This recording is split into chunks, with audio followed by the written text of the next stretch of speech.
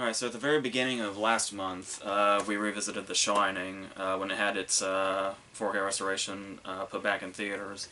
And now, about a month later, we have its sequel, Doctor Sleep, which after seeing the movie, I feel much more comfortable calling it that. Because there was the whole back and forth of is it going to be closer to a sequel to King's book or a sequel to Kubrick's movie, and they were like, well, it's kind of both, and yeah, it definitely is, but it also definitely falls in line as a sequel to Kubrick's movie.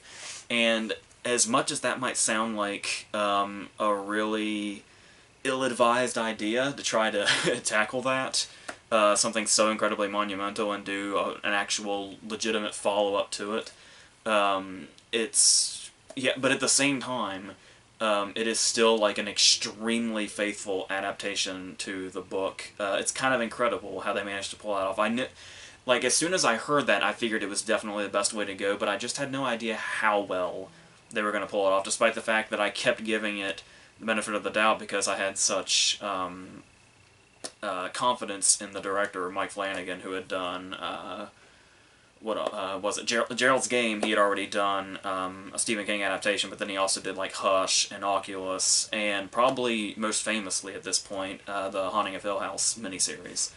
And all that stuff obviously is really great. He also did stuff like Before I Wake and Ouija Origin of Evil, which are also, for what they are, pretty decent in this genre.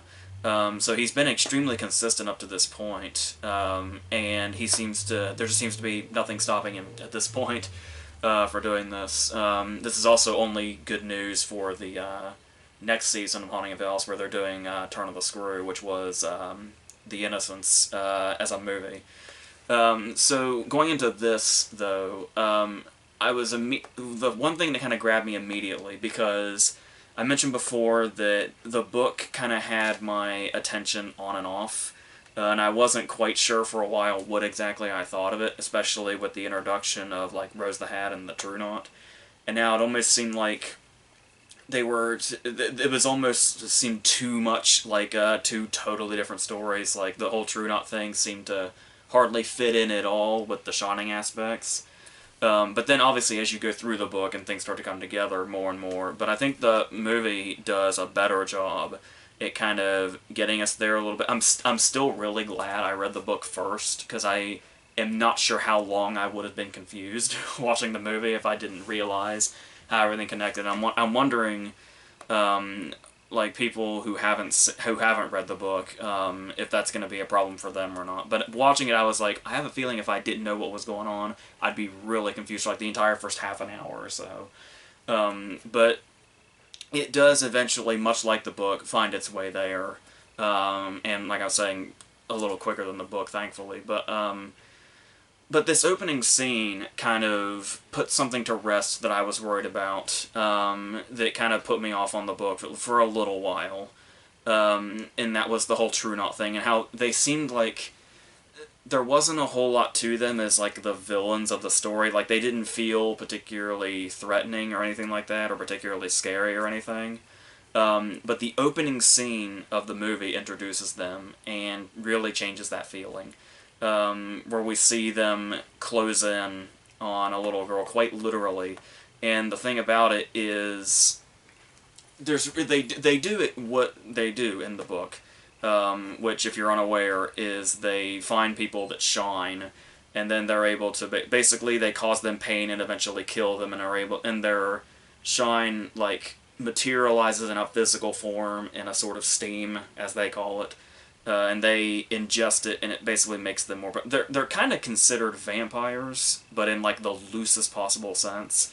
They just feed on shine as opposed to blood, more or less. But still kind of in a figurative sense, since you have to hurt them and make them bleed to do that. But still, and that's what they do. And that obviously probably sounds terrifying, but just something about those scenes in the book, it wasn't quite.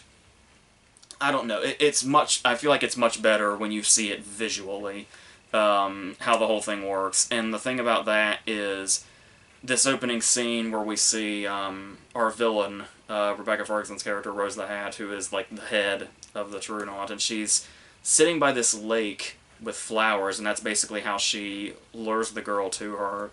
And I'm only assuming this is a direct reference to Frankenstein, where the little girl is lured, and obviously in Frankenstein it's a slightly bit of a different deal because there's something very intentional with Rose the Hat doing it.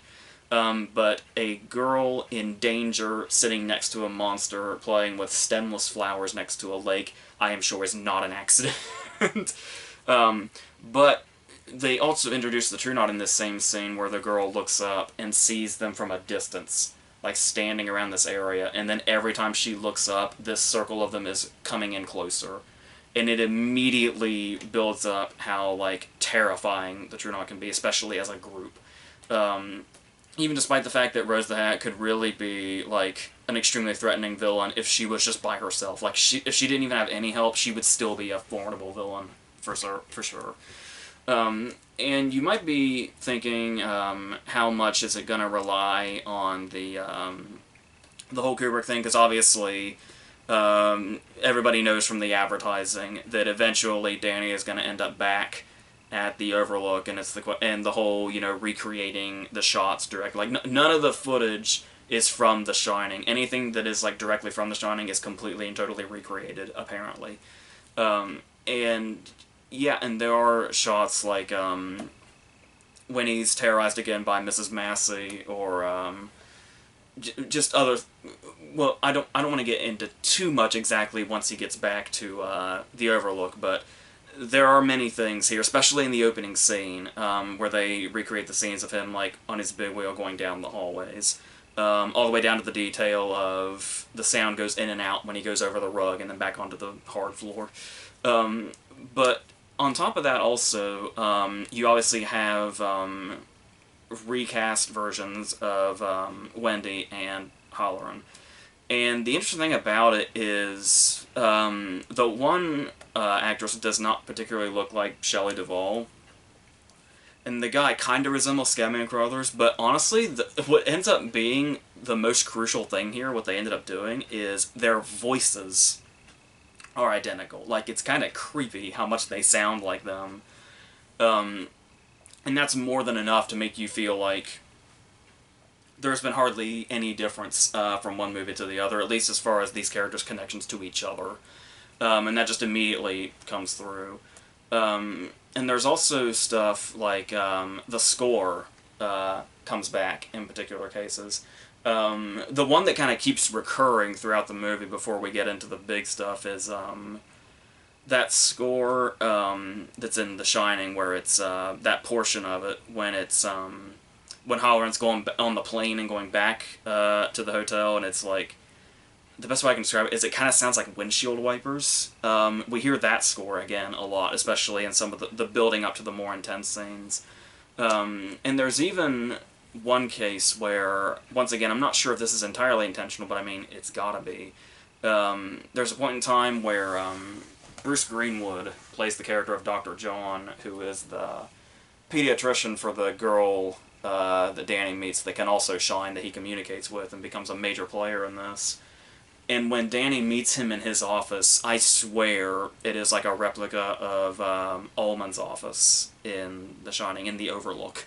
And I'm not sure what exactly that would mean in this movie, but especially since they really cut down Dr. John from the book. But even going on that, like, it's got stuff like that, but it's not like, because you hear that, and obviously a lot of people are going to jump on the complaint of, oh, it's trying too much to rely on Kubrick's movie, and it's trying to coast by on that.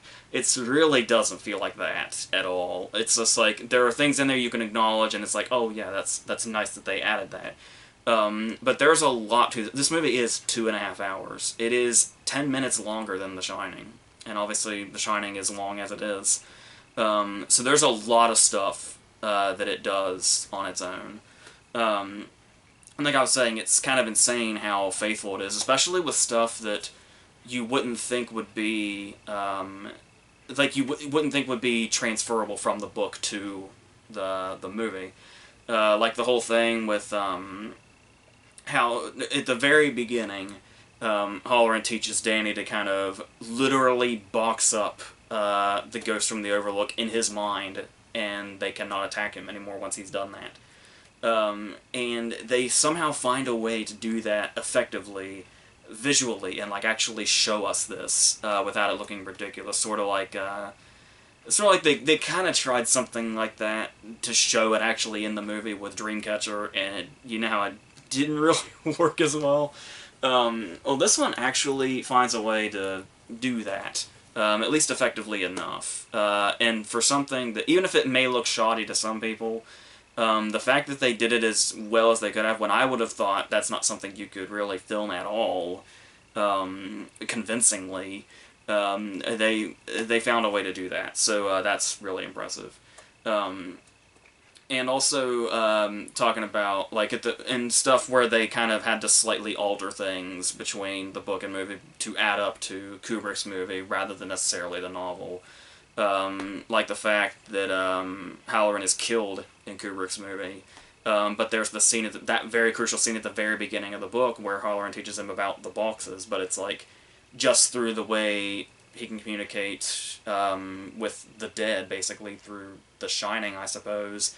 It's just the way they do that. Like, it's a very simple thing. So, and it's like, it's kind of amazing how that seems like it would be such a task to make those changes, but it's like sometimes it just takes one small thing, and that's all you need. And then voila, you have it. So, and then there's also some stuff that I was really surprised by as far as adaptation, where the character that Jacob Tremblay plays, who is not, by the way, who I thought he was going to be, because obviously he'd worked with Flanagan previously on Before I Wake, and this was on his IMDb page for a while, and he was on its IMDb page for a while, but he had no character for the longest time, and because there are moments, I want to say in the novel of The Shining, it's been a while, that he does actually visualize Tony as like kind of a child. So when I saw Jacob Tremblay on the Dr. Sleep page with no name for a long time, I assumed that he was going to be Tony. But he is another character, and I was really surprised to learn that not only is he this character, but that this character is in the movie, because he plays a very, very crucial part despite very limited screen time. Like, he serves as like a full motivation for the entire like second half, if not more, of this movie. But the thing is that the scene in the book is so brutal, I just kind of imagined they would ditch it for the movie and come up with something else, because it's like, surely they wouldn't do a scene that brutal, but they do, and for quite some time. It's like a really disturbing scene, and I'm really impressed not only that it's in the movie at all, but how well they executed it. And like I said, that ends up, setting off basically the events of the rest of the movie. And yes, Tremblay, in that very short amount of screen time, had to make this very convincing, and holy shit, does he, in the best and worst way. So, talking about some of the other stuff that the movie goes into, because, like I said, it's definitely not all, hey, here's the stuff you like in Kubrick's movie, by no means whatsoever. If anything, it's like they get some of it out of the way at the beginning, and then they save the rest for the end. The entire middle does not really rely on that, except for maybe a reference here and there. But that's only because it would be weird if the characters didn't make those references, because it's their fucking lives. Like, of course, he's going to name drop Jack Torrance, because, yeah, his dad is going to come up at some point in conversation. Especially with the whole idea of making Danny an alcoholic.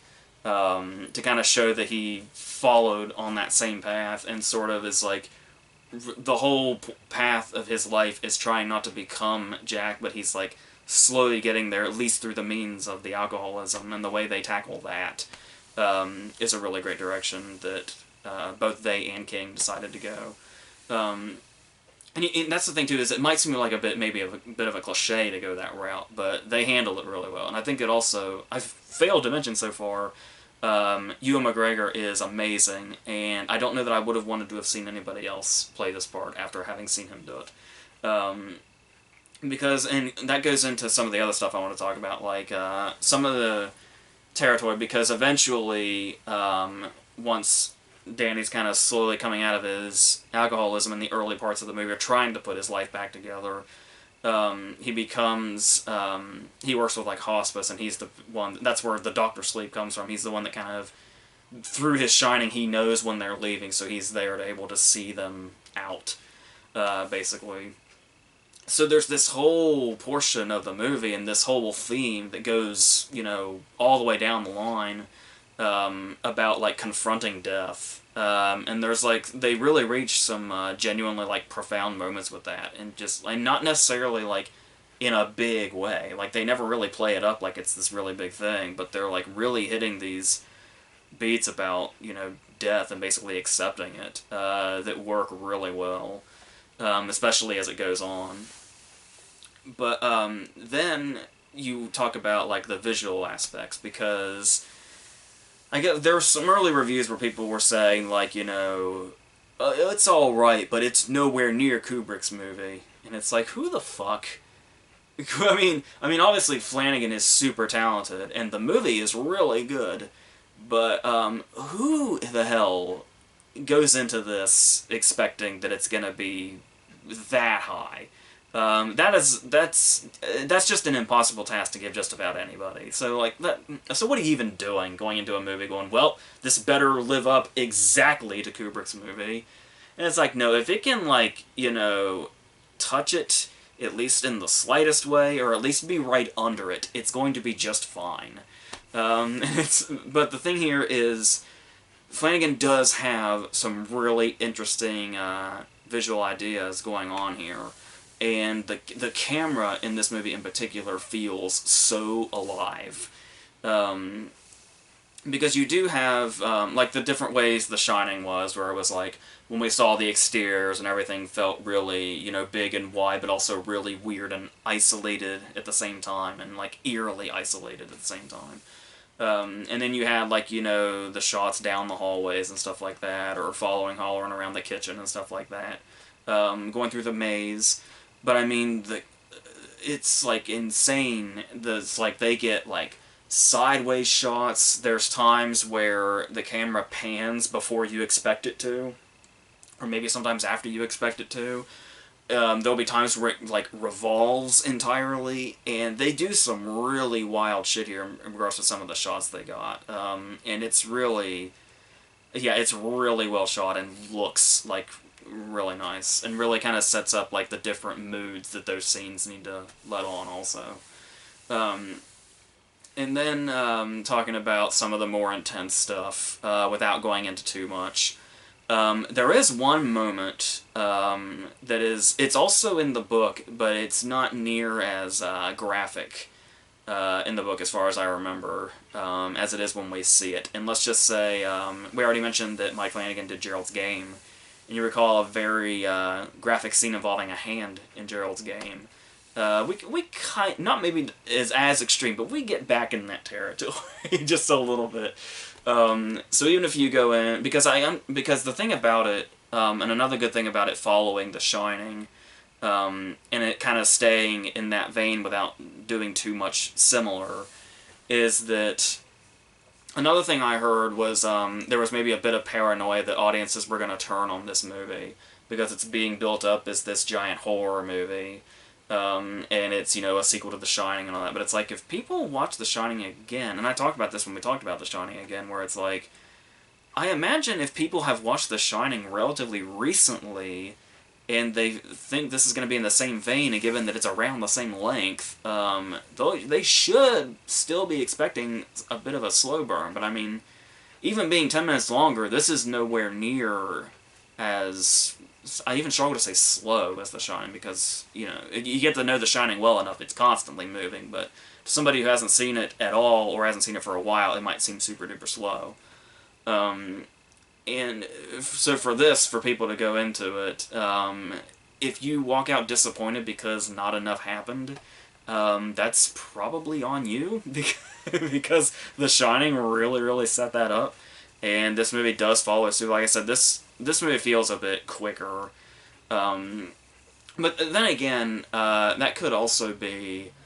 I wasn't sure if the pacing was really good, or if it was just because I had just read the book recently, and of course, when you cut down a book, any book, let alone a Stephen King book, it's going to seem pretty rapid by comparison, because a lot of the details are going to be taken out. Like I said, Dr. John's part is really cut down, to where he's barely there at all.